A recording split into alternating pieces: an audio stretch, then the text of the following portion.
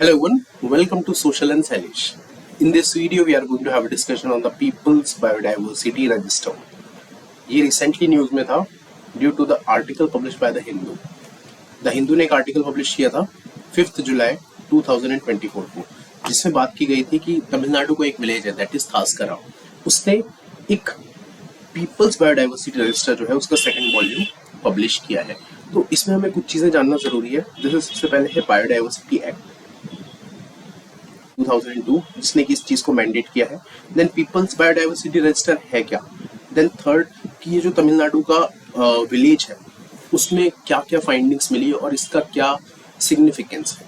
तो सबसे पहले हम समझने की कोशिश करते हैं कि बायोडाइवर्सिटी क्या होती है. So biodiversity means the variability in the life forms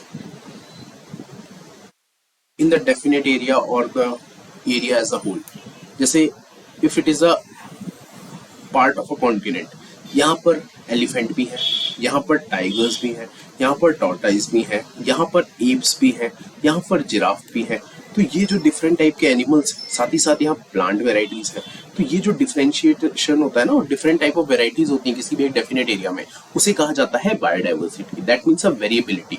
तो this is about the biodiversity. अब हम समझने की कोशिश करते हैं कि ये रिकॉर्ड क्या है और पीपल्स बायोडाइवर्सिटी रजिस्टर है क्या. So it is a comprehensive record of all type of biodiversity aspects, whether it is about the conservation of the habitats, preservation of the landrace or the domestic stocks and breeds. अब इसकी ज़रूरत क्यों पड़ गई ये हमें समझना ज़रूरी है.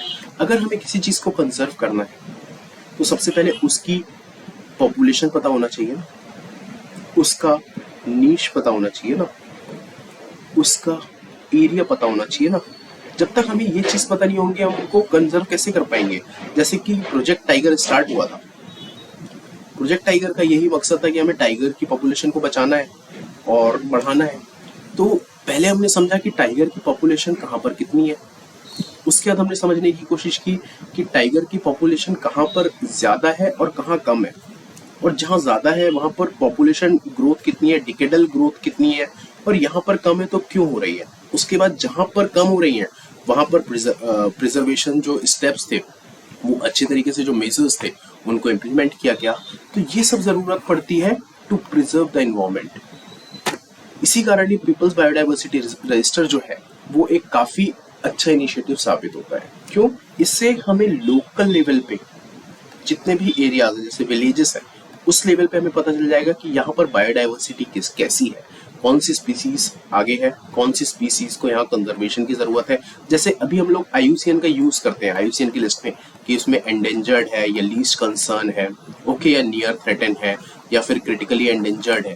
तो ये ओवरऑल किसी भी एक लैंडस्केप में देखा जाता है. जैसे टाइगर है तो टाइगर एंडेंजर्ड है तो कहाँ पे है, इंडिया में, ये देखा गया है. अब कुछ ऐसी स्पीसीज है वो कहीं पे एंडेंजर्ड है लेकिन कहीं पर वर्मिन भी साबित हो सकती है. जैसे when it comes to the crocodile, okay, और मगर, तो वो उसकी डिमांड चल रही है कि उसे वर्मिन घोषित किया जाना चाहिए. कहाँ पर? इन दी अंडमान, क्योंकि वहां पर उनकी पॉपुलेशन बहुत ज्यादा बढ़ गई है. ओके, तो ये समझने की जरूरत है. अब अगर हम बात करें कि ये जो पीपल्स बायोडाइवर्सिटी रजिस्टर है ये कहाँ से आया है और इसका इनिशिएशन कब हुआ, तो बायोडाइवर्सिटी एक्ट जो आया था 2002 में उसने इस चीज को मैंडेट किया था that there should be a development of the people's biodiversity register at the local level to document as well as safeguard the bio resources and associated knowledge. इस एक्ट के थ्रू इसकी बात की गई थी, जिसमें की बात की गई थी कि सबसे पहले हमें क्या बनाना पड़ेगा, बायोडाइवर्सिटी मैनेजमेंट कमेटी.